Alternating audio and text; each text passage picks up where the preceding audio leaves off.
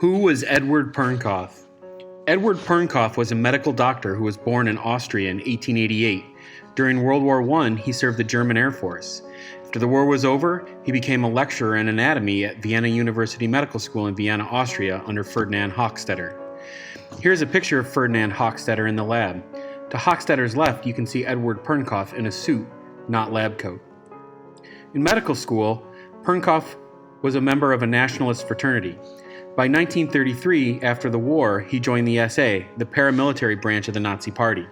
The SA provided protection at the Nazi rallies, and they disrupted opposition rallies.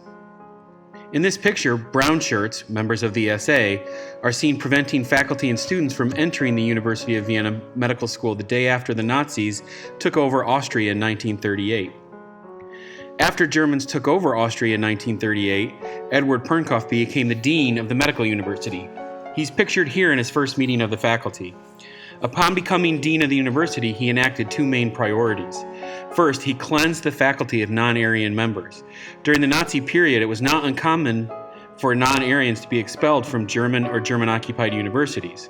However, Pernkopf expelled over 77% of the faculty at the University of Vienna Medical School. The second thing he does is he promotes Rassenhygiene, or racial hygiene. This practice was based on eugenics. He ordered that science will no longer be for science's sake. It must be directed with a purpose of making society better.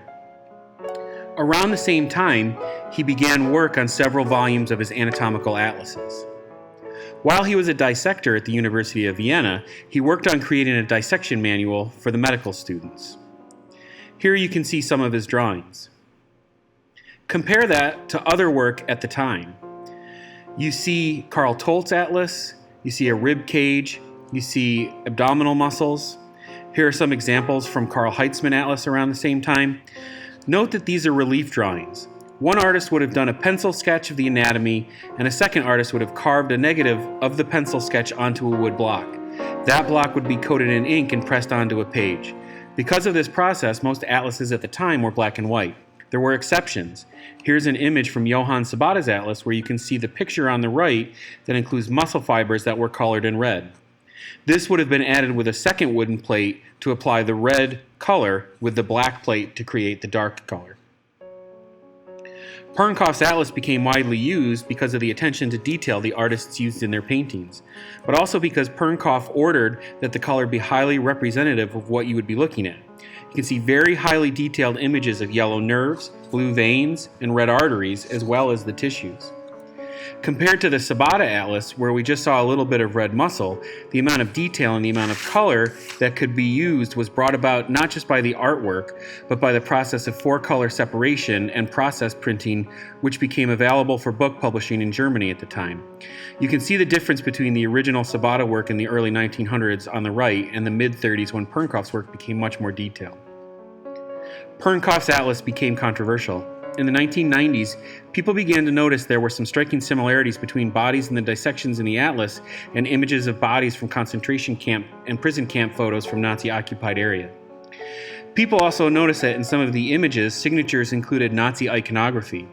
If we look at this one artist's signature, in 1943, the 4 looks very different from 1944, where we see the 4s change to look like old Germanic runes of the S's, which were used to identify the Schutzstaffel or SS guard in the Nazi army at that time. Karl Entresser also did the same thing, turning the S's in his last name into the lightning bolt SS signature. Erich Lepier, on the other hand, either subtly as we see in this image, or not so subtly as we see in this image, created swastikas out of the R in his last name. In the 1990s, the University of Vienna completed a project to look where the bodies came from. Called for some perspective. It was very common for anatomists to use unclaimed bodies or bodies of executed prisoners. And during the war, during Nazi occupation, the Minister of Education in Nazi Germany allowed executed prisoners to be sent to anatomical institutes. And Pernkopf applied for many budget increases to be able to deal with the number of bodies that were accumulating at the University of Vienna. In their accounting for the bodies, what they show is that there were a number of bodies that came from unclaimed or donated sources. There were bodies and tissues of children that came from a number of sources Of note, some came from the T4 Project, a euthanasia program that was instituted and used by the Nazis. About 1,400 bodies were executed prisoners that came into the Vienna Medical School at the time. Of all of these prisoners, at least half were executed because of crimes of high treason. There's no evidence that bodies came from concentration camps. So about 1 in 4 bodies at the Institute was from an executed individual. Also, the report makes it clear that the death of the children or fetal specimens were because of natural causes, but later in the report there's confusion because the university reports bodies were removed of T4 victims. Recall, that's the Nazi euthanasia program for children. Because of this controversy, there are a lot of arguments about whether to use the atlases or not use the atlases.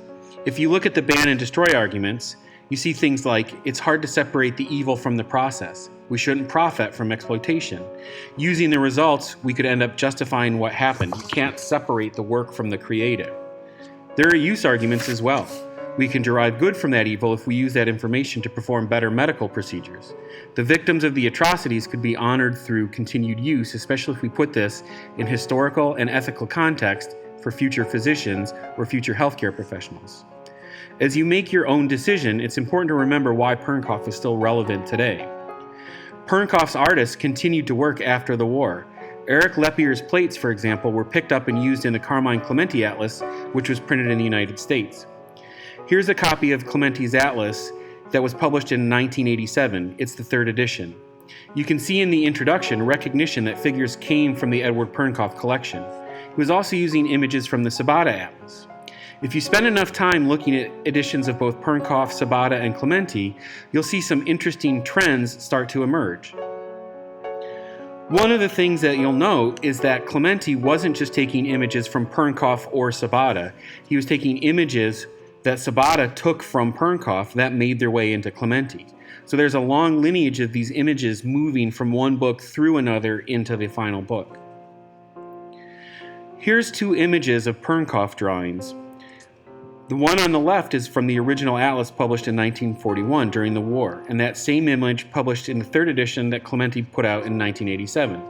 Follow the lineage of the signature. We can clearly see in 1941 the signature contains the swastika. Here's that same signature reprinted in 1943 with the same swastika.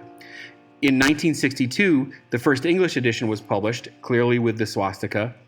By the 3rd edition in 1989, the swastika has been edited, and when we look at the 1987 Clementi edition, we see that same erasure mark. This is an example of revising history to remove the signature. Here's another set of Pernkopf images from the 1937 and the Clementi 1987 atlas. One thing people will tell you about Pernkopf atlases is that some of it was published in 1937, and so that should be less controversial because they were done before the Nazis even annexed Austria. Notice when we follow the signatures, though, we can clearly see in 1937 there's a swastika. By the time it was republished in 1943, during Nazi occupation of Austria, the swastika has actually been removed. 1962 in the first edition in English, swastika is back. By the 3rd edition of Pernkopf in 89, the swastika has been edited. 2 years earlier, when Clementi uses the image, the swastika is there, and by 1997 in the 4th edition, the swastika is gone. This is another good example of how historical revision has cleansed the iconography from these atlases. Here's a 1943 Pernkopf. This is another example of how revision has worked. This image of the pregnant woman clearly has a swastika in the signature. When the image was used in the 1987 edition of the Clementi Atlas, the signature wasn't edited, it was just cropped out of the image altogether. Why should this matter? Well, first off, when we talk about victims of the Nazi anatomists, that word victim is an important term. These are victims who were executed for treason. At the time, that could mean a bunch of different things. In particular, consider that when we're dealing with the Nazis, this could have meant something like racial mixing, being married to a Jewish woman or married to a Jewish man. Could mean telling a political joke, listening to enemy radio, or the worst crime of all, being political opposition. These are individuals who were executed just for opposing the Nazi Party. Some authors have said that these images were produced after the war, so why should we care about that? One thing that I notice, because I've looked at these images for a long time, I say to myself, Are these two images drawn to look alike because the anatomy of these individuals is so similar from person to person? Or are these images so similar because they're a reproduction of one another? On the left is a Pernkopf image drawn by Bakke in the 1930s. On the right, you see a Lepier that was produced sometime in the 1950s or 1960s for the Sabata Atlas. If you do a quick overlay of these two images, it's stunning to see how similar these images line up. Were these originally done potentially as a series?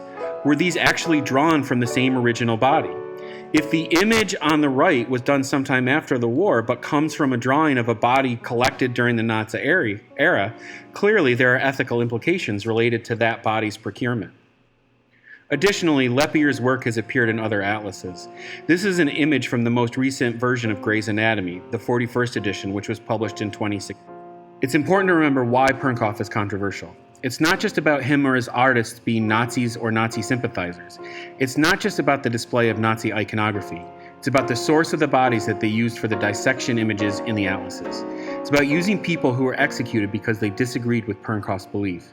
That is what makes Pernkopf's work an ethical conundrum that I think is very important to not overlook.